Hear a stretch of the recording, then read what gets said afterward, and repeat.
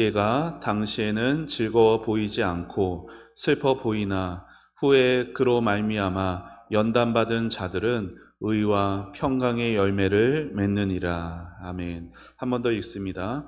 무릇 징계가 당시에는 즐거워 보이지 않고 슬퍼 보이나 후에 그로 말미암아 연단받은 자들은 의와 평강의 열매를 맺느니라. 아멘. 우리 앞뒤 좌우 계신 분들과 반갑게 인사하도록 하겠습니다. 너무 보고 싶었습니다. 인사해 볼까요?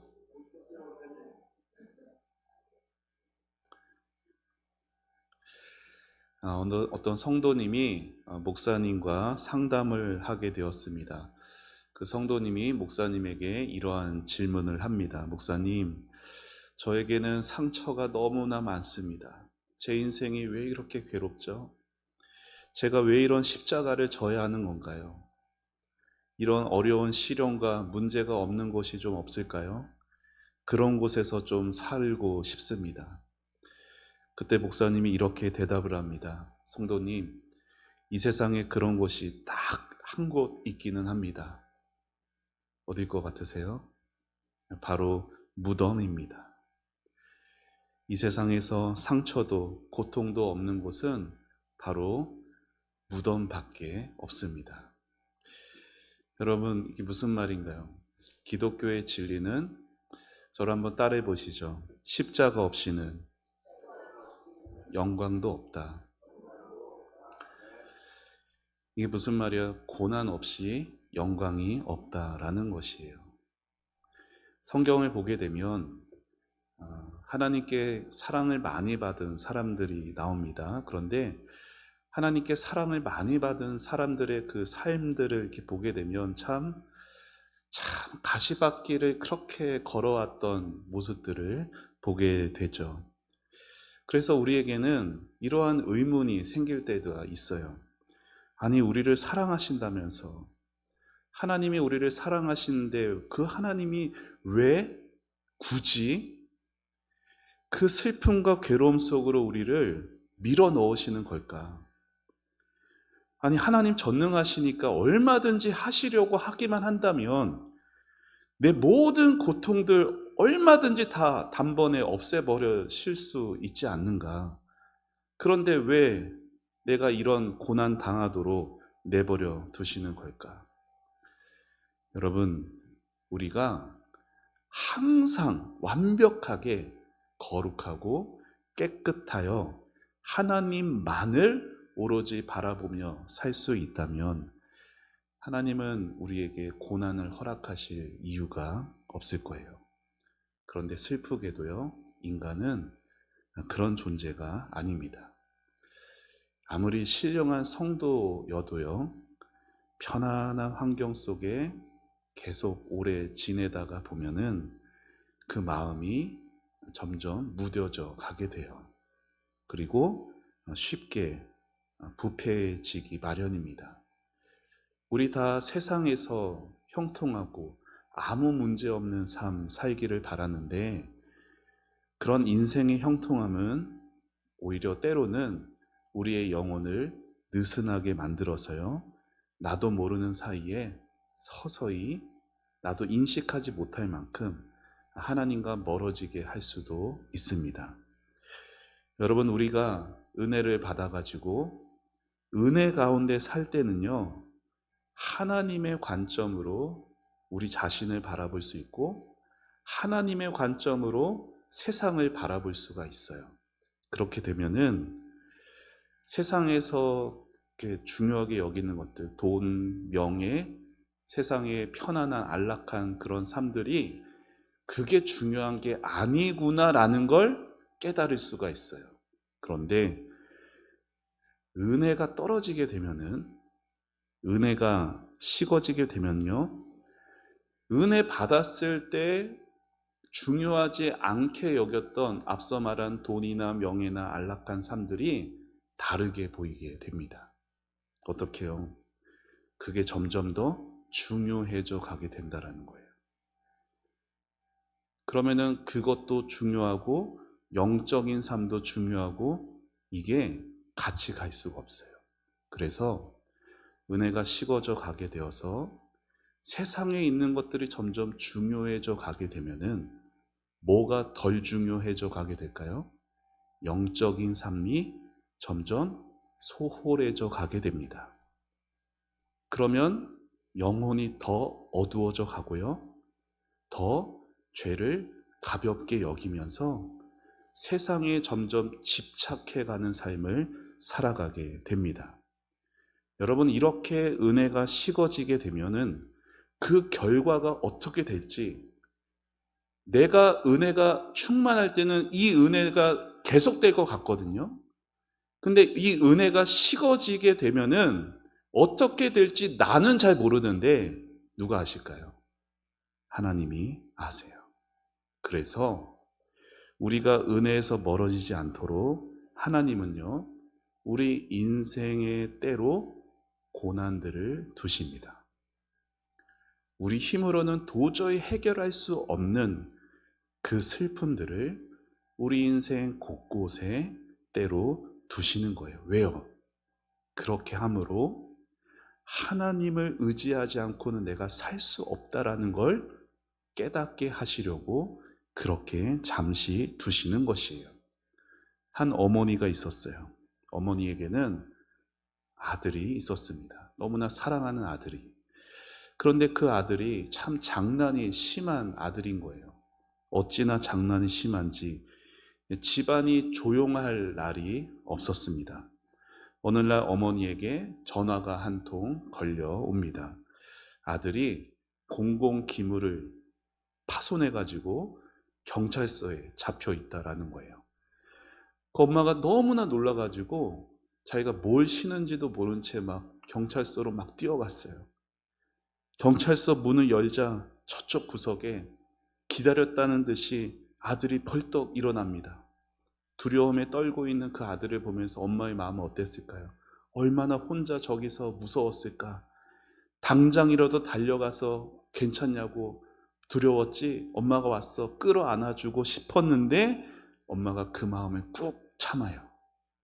그리고 풀 죽은 아들 모습이 자꾸만 엄마의 가슴에 사무쳤으나 엄마는 애써 외면하며 먼저 경찰관에게 다가갑니다. 그리고 아들을 대신해서 사과를 하고 또 아들이 잘못한 것에 대한 벌금을 냅니다.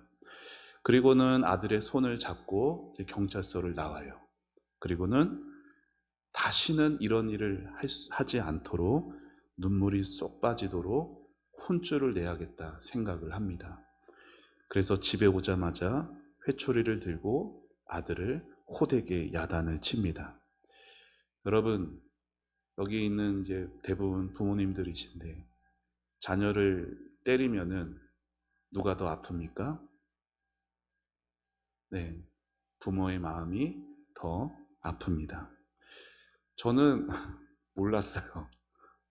저는 어렸을 때 맞았을 때는 그런 줄 몰랐어요. 그런데 부모가 되어봐야 그거를 알게 되더라고요. 때리는 마음이 맞는 것보다 더 아팠으나 어머니는 이를 악물고 아들에게 회초리를 댑니다. 왜 그랬을까요? 내 마음을 속상하게 해서 아들에게 분풀이를 한 것일까요? 아니에요. 아들을 너무 사랑했기 때문이에요. 사랑하는 여러분, 그 어머니의 마음이 우리 하나님 아버지의 마음입니다. 성경에 이런 말씀이 있어요. 오늘 읽은 말씀 앞 구절에 이런 말씀이 있어요. 같이 화면 보면 읽어봅시다. 시작. 징계는 다 받는 것이거늘 너희에게 없으면 사생자요 친아들이 아니니라. 아멘. 성경이 뭐라고 말합니까? 징계는 누구만이 받아요? 하나님의 자녀들만이 받을 수 있다라는 거예요. 하나님은 자기 자녀들이 바른 길로 돌이키기를 원하실 때 때로 징계를 허락하십니다. 왜요?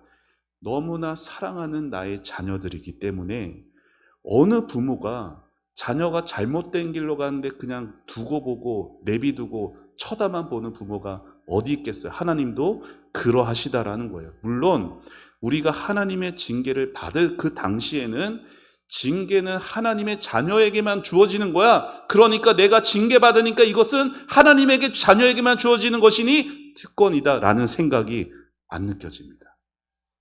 왜요? 은혜로 주시는 것이라 생각하기에는요, 지금의 고통이 너무나 가혹해요. 그러나 누가 뭐라고 해도, 그리고 때로는 그 고통이 아무리 강하다고 해도 징계는 하나님의 자녀의 특권이라는 진리를 우리는 가슴에 새길 수 있어야 합니다. 만일 우리가 하나님의 자녀가 아니라 사탄 마귀의 자녀였다면 어땠을까를 생각해 보세요. 내가 하나님의 자녀가 아니라 사탄 마귀의 자녀였다면 하나님이 우리를 뭐 하실까요? 내가 사탄 마귀의 자녀였다면 하나님은 우리를 징계하시는 것이 아니라 심판하십니다. 그래서 사랑하지 않으면 징계도 없는 것이에요. 초대교회 당시에 성도들이 로마의 지배를 받고 있던 그 상황 속에서 예수 믿는다라는 것 때문에 핍박을 많이 받았습니다.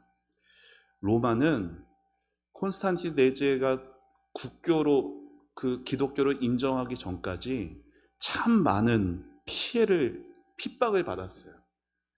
저 기독교는 나라에 해를 끼치는 아주 사악한 집단이다, 낙인이 찍혀가지고 대대로, 황제 대대로 핍박을 받아왔습니다. 그런데 여러분, 그들이 기독교를 그렇게 핍박한 이유가 너무나 어처구니가 없었던 것이에요.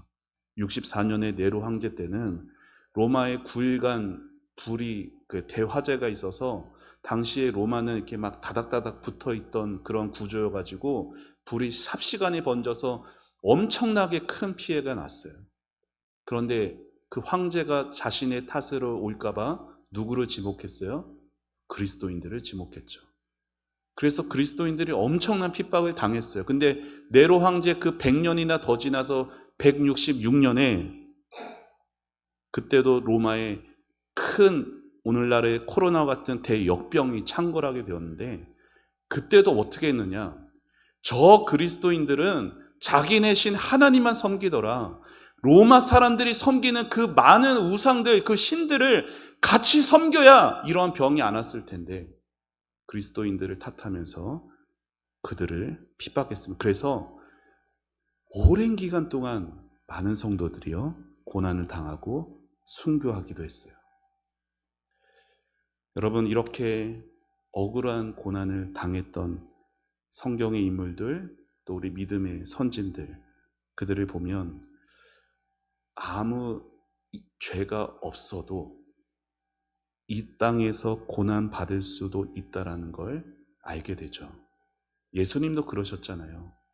죄가 없으신 그 예수님, 모진 고난을 당하셨습니다. 그런데 여러분, 제가 드리고 싶은 말은, 징계로 당하는 고난은 조금 다르다라는 거예요. 시편 71편에서 커다란 고난 중에서 이 고난을 고백하는 한 시인의 고백이 나옵니다. 자, 같이 읽어볼까요? 시작. 우리에게 여러 가지 심한 고난을 보이신 주께서 우리를 다시 살리시며 땅 깊은 곳에서 다시 이끌어 올리시리이다. 아멘. 여기 시인이 자기가 여러 가지 심한 고난을 당했다고 할 때 그 고난은 앞서 말씀드린 애매하게 당하는 뜻모를 고난이 아니라 징계였던 것으로 보입니다. 왜냐하면 그 이유가 있기 때문이에요. 어떤 이유예요? 다시 살리시며 땅 깊은 곳에서 다시 이끌어 올리시기 위한 이유가 분명하기 때문에 이 시인이 당하는 고난은 징계로 보는 것이 맞는 것 같아요. 여러분, 그래서 고난에는 두 가지 고난이 있다라는 거예요. 하나는 애매하게 당하는 고난이 있어요. 그리고 하나는 징계로서 당하는 고난이 있어요. 그 두 고난이 있는데 그 두 고난에 차이가 있다라는 거예요. 그 차이가 뭐예요? 주신 목적이 얼마나 분명한가. 그러니까 징계의 목적은 언제나 분명합니다. 그 고난을 통해서 잘못된 것을 고치시려는 분명한 목적이 있어요. 그래서 대부분의 징계들은 언제나 뭔가 죄를 지었거나 아니면 잘못된 길을 빠져 있는 그 상황이 배경이 됩니다. 그런데 많은 사람들이 애매히 당하는 고난으로 그 징계를 착각해요. 하지만 애매히 당하는 고난은요, 사실 우리가 생각하는 것보다 많지가 않아요. 물론 애매히 고난당하는 경우가 없는 것은 아니겠죠. 그러나 대부분은 하나님의 징계 때문인 경우가 많이 있습니다. 우리가 지은 죄 때문에 내가 하나님을 떠나서 내 마음이 어두워졌기에 나의 무언가가 하나님의 마음을 아프게 했다는 것을 내가 깨닫지 못했을 뿐이지, 인생의 고난은 많은 경우에 있어서는 징계에서 비롯되는 경우가 많아요. 그래서 징계를 위해서 주어진 고난은요, 우리가 우리의 잘못을 돌이키지 않는 한 끝나지 않는 경우가 많아요. 따라서 고난의 때에 우리가 먼저 생각해야 될 게 뭘까요? 이게 하나님의 징계는 아닌가 생각할 수 있어야 합니다. 먼저 자기 자신을 살필 수 있어야 하는 거예요. 그래서 돌이킬 것이 있다면 신속하게 돌이키는 것이 지혜입니다. 왜요? 그래야 더 많은 시간을 내 신앙을 고쳐가는 데 사용되는 게 아니라 하나님을 섬기는 데에 더 사용하며 살아갈 수 있기 때문입니다. 많은 성도들이 징계를 받으면서도 그것을 징계로 생각하지 않습니다. 왜일까요? 내 자신 안에 고칠 점이 많이 있지만 자신을 제법 의로운 사람으로 스스로 생각하기 때문에, 그 기준은 뭐예요?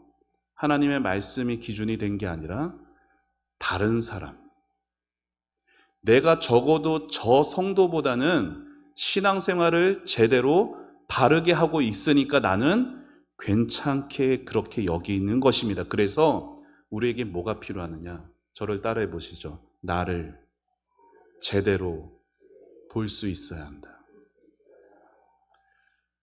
여러분, 나를 제대로 볼 수 있으려면 다른 사람하고 비교해서가 아니라 나 자신이 정직하게 하나님의 말씀 앞에 설 수 있어야 돼요. 하나님의 말씀 앞에 설 수 있어서 성경에 나오는 그 사람들과 나를 같이 동일시 시킬 수 있어야 돼요. 성경에 나오는 그 사람들, 다른 사람 남 이야기가 아니라 나의 이야기. 하나님이 그에게 말씀하시는 것을 나에게 말씀하시는 것으로 받으면서 나 자신을 살필 수 있어야, 그렇게 말씀 앞에 정직하게 설 때에 하나님은 하나님이 원하시는 모습으로 우리를 만들어 가실 수가 있습니다. 사랑하는 성도 여러분, 하나님의 징계는, 제가 오늘 징계에 대해서 말하니까 여러분의 그 마음을 이렇게 상하게 하려고 드리는 말씀이 아니에요. 하나님의 징계가 나타나는 배경은 우리의 죄 때문에 있는 것은 맞아요. 하지만 하나님은 우리가 죄지어서 징계하시는 분이 아니에요. 하나님은 우리를 뭐해서 징계하시는 분이에요? 사랑하시기 때문에 징계하시는 분이라는 것을 잊으시면 안 됩니다. 그래서 징계는 언제 받을까요? 우리가 고쳐지는 그 잠시 동안에만 받는 것이에요.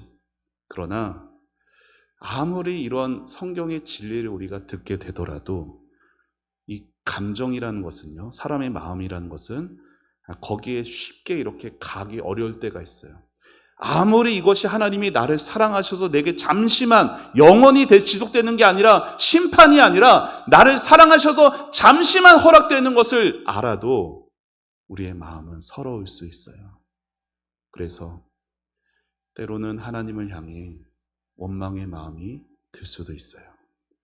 그런데 여러분, 자녀를 향해 사랑의 매를 든 그 부모 마음이 맞는 자녀보다 더 아프다는 것을 우리가 안다면 우리를 잠시 징계하시는 그 하나님 아버지의 마음은 어떨까요? 내가 괴로운 나머지 나보다 더 괴로워하시는 하나님 아버지의 마음을 우리가 알 수 있다면 그 징계 가운데서 우리는 더 잘 견뎌갈 수 있을 것이에요. 징계라는 것은 당시에는 즐거울 수 없으나 하나님이 허락하신 징계라면 그 끝은 반드시 좋습니다. 반드시 좋아요. 그게 오늘 우리가 읽은 말씀이에요. 자, 오늘 말씀 다시 읽어보시죠. 시작. 무릇 징계가 당시에는 즐거워 보이지 않고 슬퍼 보이나 후에 그로 말미암아 연단받은 자들은 의와 평강의 열매를 맺느니라. 아멘. 하나님이 저와 여러분에게 바라시는 것은 우리의 삶에 하나님의 선한 열매들이 맺어지는 것입니다. 하나님은 저를 징계하세요. 하나님은 여러분을 징계하십니다. 이 말을 다른 표현으로 할까요? 저를 따라해 보시죠. 하나님은 나를 내버려 두지 않으신다. 여러분, 하나님이 나를 내버려 두지 않으신대요. 하나님이 나를 포기하지 않으신대요. 이곳에서 은혜가 있는 여러분 되시기를 바라요. 우리의 모난 부분 하나하나를 깎아가시는 나의 아버지. 그래서 흠없고 거룩함 있는 예수님 닮은 모습으로 나를 만들어 가시는 그 하나님의 모습을 늘 생각하시면 좋겠습니다. 사진을 하나 보여주시죠. 이렇게 여러분 깎여가고 있어요. 근데 보이세요? 뭐가 깎여가고 있죠? 죄, 그리고 보이세요? 욕심. 하나님이 원치 않는 예수님이 아닌 내 안의 모습들이요 하나하나 깎여가고 있습니다. 근데 그 깎으실 때 뭘 대셔요? 칼을 대시죠. 그래서 그 칼로 내 모든 모난 부분을 깎으실 때 그것은 깎는 그 순간에는 결코 즐거울 수만은 없습니다. 그러나 그것을 잘 견뎌가게 되어서 연단받게 되면 그 끝은 반드시 좋다라는 것을 우리는 기억해야 할 것이에요. 그래서 훗날에 우리 다 하나님 앞에 만날 거잖아요. 그때 이 땅에서 하나님이 잠시 허락하셨던 그 징계를 생각하며 하나님 그때 왜 그러셨어요? 저 너무나 힘들었어요. 라고 말하는 게 아니라 이렇게 고백하게 될 겁니다. 자, 같이 함께 우리 가슴에 손을 얹고 한번 같이 읽어볼까요? 시작. 하나님, 제 인생에 주신 많은 고난들을 감사합니다. 그것이 있었기에 제가 하나님 손을 더 굳게 붙들 수 있었습니다. 그것들이 제 발목을 잡고 제 몸을 쳤기 때문에 제가 다른 길로 가지 않고 오직 하나님만 의지하며 하나님이 뜻하신 길로 걸을 수 있었습니다. 하나님 감사합니다. 이렇게 고백할 수 있는 여러분 되시기를 축원합니다. 하나님은 그런 분이세요. 여러분이 눈물을 흘리는 곳에서 당장이라도 버선발로 신고 뛰어오셔서 여러분을 눈물 흘리게 하는 그거 다 당장 치워버리시고 여러분을 당장이라도 끌어안고 싶어 하시는 하나님이세요. 그런데 여러분보다 더 아파하시면서 꾹 참고 계시다라는 거예요. 왜요? 정말로 좋은 의와 평강의 열매를 맺게 하고 싶어서 눈물을 머금으시고 잠시 그 어려움을 허락하시는 것입니다. 하나님의 심판은 끝이 반드시 비참하지만 하나님이 허락하신 징계는 끝이 반드시 좋다라는 걸 기억하시기를 바랍니다. 우리가 좋아하는 찬송가 중에요, 94장 주 예수보다 더 귀한 것은 없네라는 찬송이 있습니다. 이 찬송가는 조지 비벌리 쉐이라는 한 청년에게 지어졌어요. 그는 타고난 아름다운 바리톤 음성이어서 세계 음악계에서 되게 주목을 받았던 사람이었습니다. 어느 날 세계적인 음반 회사로부터 거액의 계약 제안을 받게 되었어요.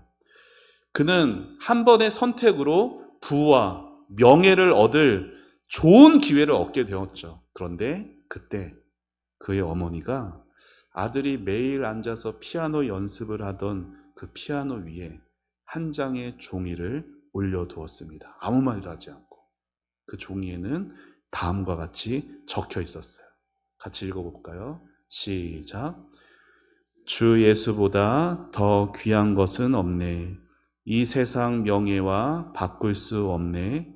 영죽을 내 대신 돌아가신 그 놀라운 사랑 잊지 못해. 아멘.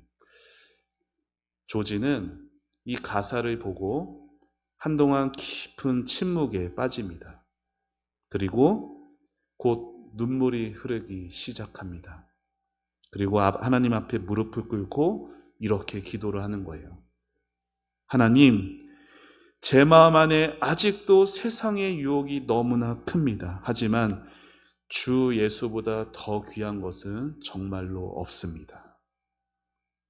그는 그 세상의 제안을 거절했고 그날 그 어머니가 써준 그 가사 위에 자신의 마음을 담아서 선율을 붙였으니 그게 오늘날 우리에게도 은혜롭게 불리는 찬송가 94장입니다. 그는 이 찬송가를 지은 이후에 이렇게 고백을 했어요. 하나님은 저에게 때로 마음 아픈 결정을 하게 하십니다. 그리고 때로는 그게 저는 징계처럼 느껴집니다. 하지만 그 모든 순간들이 모여서 결국은 제 삶에 의와 평강의 열매를 맺게 하셨습니다. 사랑하는 여러분, 때로 하나님의 징계라는 것은 우리의 마음을 찢는 아픔처럼 다가옵니다. 그러나 그 징계는 우리를 죽이기 위함이 아니라 세상보다 더 귀한 예수님을 더 붙들게 하기 위함이라는 것을 잊지 마시기를 바랍니다. 그러니 여러분의 시선을 눈앞에 보이는 그 세상만 보는 게 아니라 그 세상보다 더 귀하신 우리 예수님을 바라보실 수 있는 여러분의 믿음들이 되시기를 축원합니다. 그래서 혹여라도 오늘 내 신앙이 하나님과 멀어져 가고 있다면 속히 그 길에서 돌이켜서 하나님과 더 가까운 그러한 복된 관계의 회복이 되시기를 바라고, 그래서 주님 앞에서 지나온 나의 모든 인생길을 돌아보았을 때 하나님, 모든 것이 은혜였습니다. 내가 아팠던 것도 은혜였고 내가 힘들었던 것도 지나고 보니 내게 은혜였습니다. 이렇게 고백하면서 주님께 감사와 찬양으로 영광 돌리는 복된 여러분의 신앙의 모든 삶이 되어지시기를 주님의 이름으로 축원합니다. 우리 같이 함께 찬양하고 기도하시죠.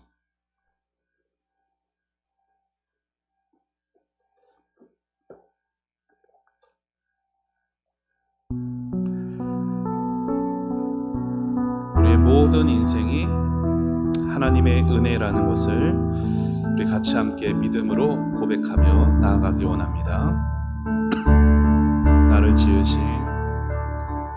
나를 지으신 이가 하나님,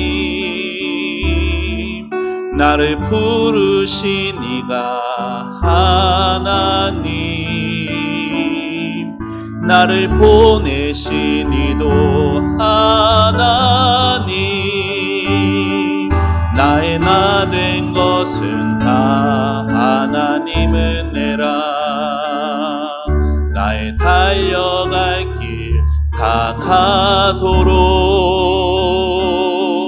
나의 마지막 호흡 다하도록 나로 그 십자가 품게 하시니 나의 나 된 것은 다 하나님 은혜라. 한량없는 은혜, 갚을 길 없는 은혜, 내 삶을 내워 사는 하나님의 은혜, 나 주저함 없이 그 땅을 밟음도 나를 붙드시는 하나님의 은혜. 우리 한 번 더 찬양합니다. 나를 지으신 이가 하나님. 우리 가슴에 손을 얹고 나를 부르신 이가 하나님, 나를 보내신 이도 하나님, 나의 나 된 것은 다 하나님 은혜라.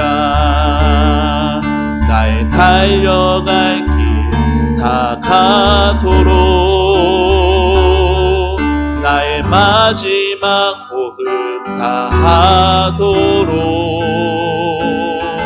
나로 그 십자가 품게 하시니 나의 나 된 것은 다 하나님 은혜라. 아멘. 한량없는 은혜, 한량없는 은혜, 갚을 길 없는 은혜, 내 삶을 내워 사는 하나님의 은혜, 나 주저함 없이 그 땅을 밟음도 나를 붙드시는 하나님의 한량없는 은혜, 한량없는 은혜, 갚을 길 없는 은혜, 내 삶을 내워 사는 하나님의 은혜, 나 주저함 없이 그 땅을 밟음도 나를 붙드시는 하나님의 은혜.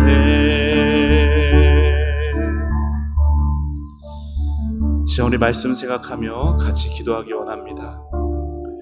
사랑하는 성도 여러분, 삶이 참 힘드시죠?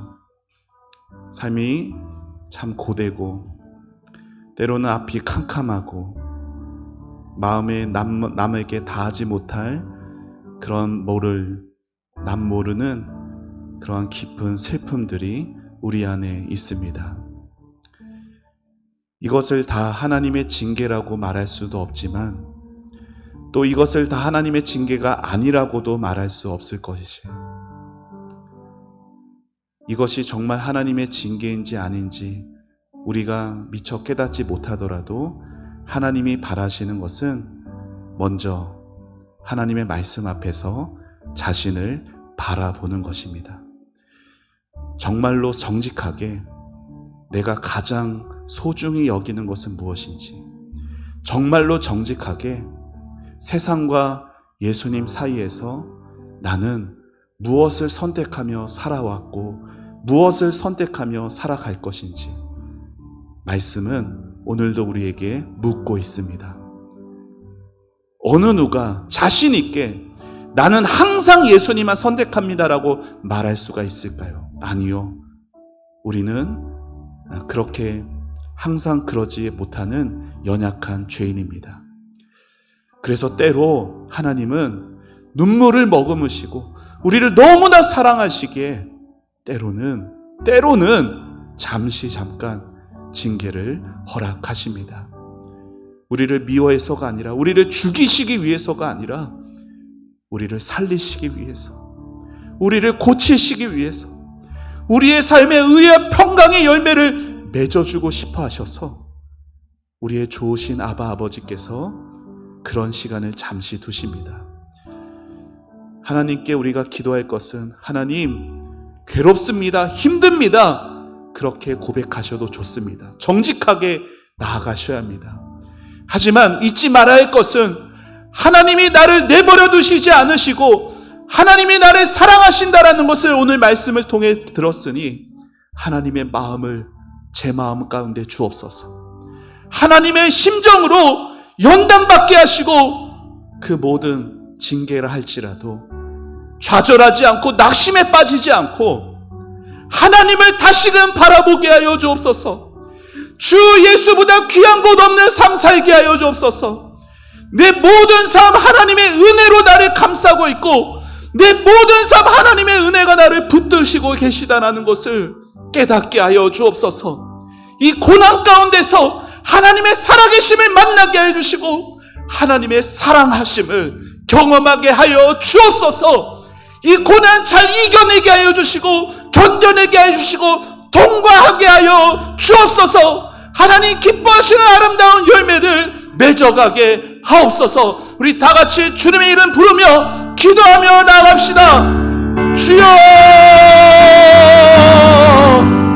하나님 아버지 은혜를 감사합니다. 아버지 주여, 우리의 삶에 다가오는 하나님 아버지 외로움과 괴로움과 눈물과 아버지 남모르게 흘리는 이 모든 상처들을 하나님 아십니다. 아버지 주여, 어느 때까지니까 하나님, 어느 때까지 괴로워합니까? 이 십자가 왜 제가 져야 합니까? 우리는 무수한 물음표를 가지고 주님 앞에 나아갑니다. 언제까지 해야 할지 아버지 하나님 주여, 내가 무엇을 잘못했는가 스스로를 자책하며 끊임없는 죄책감과 불안과 두려움과 낙심과 좌절 가운데 우리는 빠져서 헤맵니다. 하지만 성경은 말합니다. 아버지 하나님께서 우리를 사랑하시기 때문이라고, 하나님께서 우리를 내버려 두신 것이 아니라고, 하나님께서 그 모든 상황 속에 아버지 하나님께서 은혜로 함께 하셨다라고 아버지 우리에게 말씀하십니다. 하나님 아버지의 음성을 들을 수 있는 귀를 주옵소서. 하나님 아버지 은혜로 내 삶을 애워싸고 은혜로 주님께서 나를 붙들고 계시나 주님의 그 은혜가 보이지 않아서 그 슬픔이 너무나 커다라서 그 아픔과 괴로움이 너무나 내 마음을 짓누르고 있어서 하나님 은혜가 은혜로 다가오지 않습니다. 주님, 내가 이렇게 믿음이 적은 자이고 주님, 내가 이렇게 연약한 투성이입니다. 주님, 그러나 하나님이 오늘도 말씀하시오니 아버지 내 마음을 말씀으로 향하겠습니다. 하나님, 내 감정이 상관없이 하나님 말씀으로 향하겠습니다. 아버지 하나님, 징계가 당시에는 즐거워 보이지 않으나 아버지 하나님, 예수 안에서 연단을 받은 자에게 의와 평강의 열매를 맺게 하신다라고 약속하셨으니 아버지 하나님, 주님 내 삶에도 그 의와 평강의 열매 맺어 주옵소서. 하나님과 다시금 관계가 회복되고 아버지 하나님, 평강의 열매, 세상이 줄 수도 없고 세상이 알 수도 없는 아버지 하늘로부터 임하는 하나님 그 평강으로 나를 채워 주옵소서. 아버지 하나님, 내 삶에 아버지 하나님 앞으로 어떠한 징계의 모든 순간들이 온다 할지라도 하나님 두려워하지 않겠습니다. 하나님께서 나를 사랑하시고 하나님께서 나를 떠나지 않으시고 나를 내버려 두지 않을 것임을 알기에 두려워하지 않겠습니다. 아버지 주여, 내가 하나님의 은혜 안에서 하나님의 은혜를 따라서 살아가게 하여 주옵소서. 아버지 하나님 주여, 나의 믿음의 눈을 들어 나의 믿음의 눈을 활짝 열어 살아계신 나의 주님 바라게 하여 주옵소서. 모든 것이 하나님의 은혜입니다. 고백하며 모든 것이 하나님의 은혜입니다. 하나님께 영광 돌리는 저희들의 삶이 되기를 원합니다. 사랑하는 우리 자녀들, 사랑하는 우리 가족들, 아버지 믿음이 없습니다. 아버지 주여, 믿음 없는 사랑하는 우리 가족들, 아버지 주여 고쳐주옵소서. 아버지 고쳐주옵소서. 아버지 주여 고쳐주옵소서. 아버지 돌아오게 하여 주옵소서. 아버지 주여 은혜를 내려주셔서 하나님 아버지 앞에 하나님의 사랑을 깨닫고 하나님의 사랑을 경험하고 하나님의 품으로 돌아올 수 있도록 도와주시옵소서.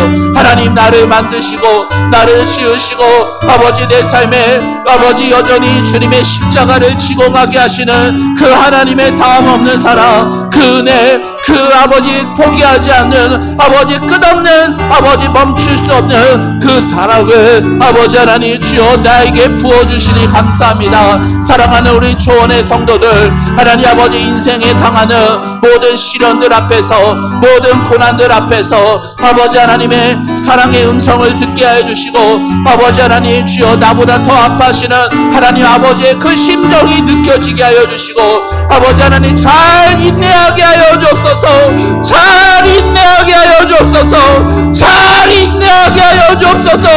무너지지 않게 해주시고 좌절로 낭망하지 않도록 주여 불쌍히 여겨 주시옵소서. 주님 불쌍히 여겨 주옵소서. 주님 아버지 살려 주옵소서. 아버지 일으켜 주옵소서. 다시 일어나게 하여 주시옵소서. 하나님께서 아버지 우리에게 그 사랑의 매를 드실 때 아버지 주여 아버지 매만 보는 게 아니라 아버지 눈물을 흘리시는 하나님 아버지의 얼굴을 보게 하여 주셔서 아버지 하나님 주님의 그 심정과 주님의 그 마음 아버지 그것밖에 없었다. 그것밖에 방법이 없었기에 아버지 그러신다면 하나님 아버지의 그 마음을 헤아리며 하나님 아버지 주님 앞에 머물고 주님의 마음을 깨닫고 주님 앞에 연단받으며 살겠습니다. 하나님 돌아보며 모든 것이 은혜여서 그게 아니었으면 그 고난이 아니었으면 저는 하나님 손 놓쳤을지 모릅니다.